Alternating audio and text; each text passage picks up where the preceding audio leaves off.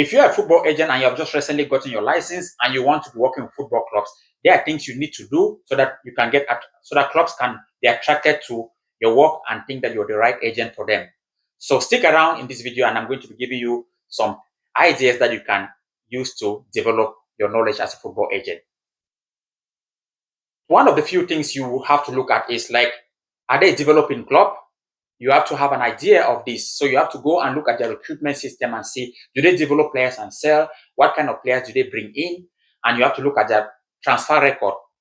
Are they more of like a selling club? I'll give an example, like Brighton of Premier League is a typical example of that. They buy young players and they sell. Recently, we heard they bought a player from Sweden, the young player from Nigeria, and it was a record deal, and they are selling. They sold that player. That player was bought for example, 28 million, and that's the kind of business they do. They buy those kind of players, hidden gems, and then they sell for 100 million or huge amount of money. So that's what you're going to be assessing also in the club, with the club you want to work with, whether is this club actually a buy and selling club or they bring experienced player. So as an agent, that is very vital to work with a football club. Next is also understanding the financial situation. It's very important to understand the club's financial situation. The reason I say so is because you might be working with a club. I mean, you might want to work with a club, but if you don't know the financial situation, it's going to be challenging as an agent, because the reason is, take for example, if you have a player who is worth, let's say 5 million or whatsoever, if you go to propose that player to a club that only buys players for probably, let's say 500,000 euros and so on, you're not going to be successful with that. So thereby, you're not going to actually understand the club policy, and that club is not going to work with you. So it's also important that you have an idea of what is the club model or financial situation when they are going to buy players. So there are clubs who say they will buy players for million maximum, and then they sell those players for 10 million euros. Those clubs in Scandinavia and whatsoever place it might be. So if you happen to find yourself as an agent in those working with those clubs, then you have to understand their financial situation. That's very important. One also very important aspect of being an agent is building relationship. So building relationship before you need them is very key. It's very important as an agent. So to make deals happen, it involves a lot of money. So that when it involves a lot of money, they have to be trust. So if you are one of those agents that you think like, okay, I'm just going to turn up when I'm just going to turn up when I have a player and then I speak to a sporting director, then you're making a big mistake. Yeah. You have to find a way to always communicate and build relationship with sporting directors so that at least you have an idea of what the person or the human being is. That also works with the sporting director. Before they do deals with you, they have to understand who that person is behind the professional. This is what makes the deals actually happen. That's why you see people say they have to go for coffee and just to learn to know each other. And the best way to start from here is also using LinkedIn, which is a professional platform that advise people is create your profile there, say you're an agent, and start networking on that platform. That's very important.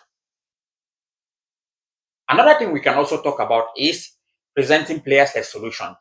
So if you have your players and you are trying to work with a football club, you must have done also your assignment to be able to present that player like a solution.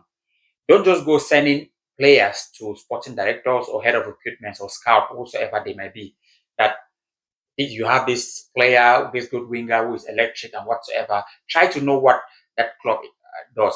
So when I say presenting like solution, means you have to look at the squad gaps, everything. You have to look at that gap, look whether do they need this position and are they strengthening this position. Another way to look at that is, of course, it goes deep.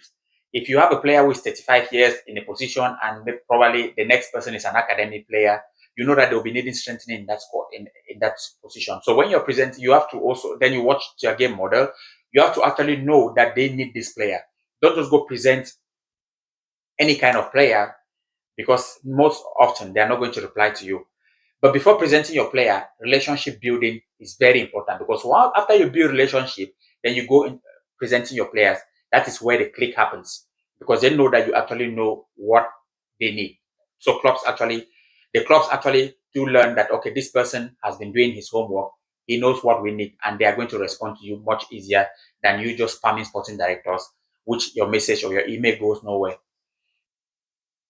And the last thing I always say is focus on the person pulling the trigger at a football club. So what do I mean by that? So when you are actually trying to do an agent or having a business as an agent, you have to look at who are the decision makers at the football club so that it can be a relationship. It might be scout, sporting director, head of recruitment, analyst, and all those people. You can pass through those people to get through the door.